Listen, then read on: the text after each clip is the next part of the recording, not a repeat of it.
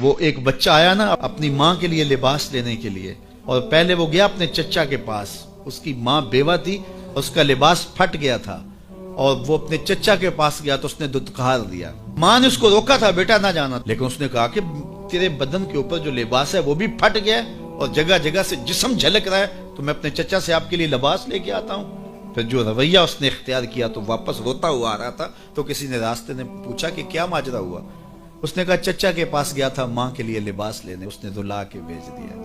تو اس نے کہا کہ جا سین حرم میں محمد نام کا ایک شخص بیٹھا ہوا ہے، اگر تو اپنا دکھڑا اس کے سامنے پیش کرے تو وہ امید ہے تمہیں رد نہیں کریں گے، لیکن سن لے ان کا دین کوئی اور ہے۔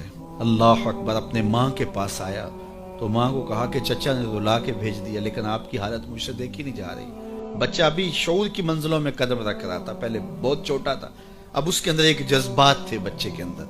تو ماں نے کہا کہ بیٹا نہیں، ان کے پاس نہیں جانا، سنا ہے کہ جو ان سے ملے دین دھرم چھین لیتے ہیں اس کا۔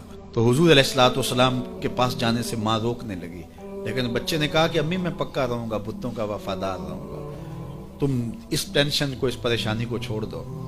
اور حضور کی خدمت میں حاضر ہوا۔ حضور صحن حرم میں چادر اوڑے بیٹھے ہوئے تھے، اور جا کے کہنے لگا میں پہلے بات آپ سے کر لیتا ہوں، آپ کا دین میں نے قبول نہیں کرنا۔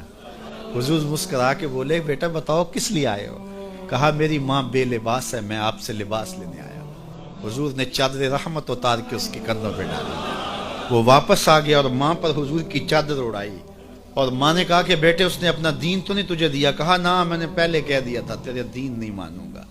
ماں کہنے لگی پتر اس کا دین ماننا چاہیے، یہ جس نے رحمت کی چادر ہمارے سر پہ تان دی۔ اللہ اکبر۔ تیری تک کے ادامہ میں مرید ہو۔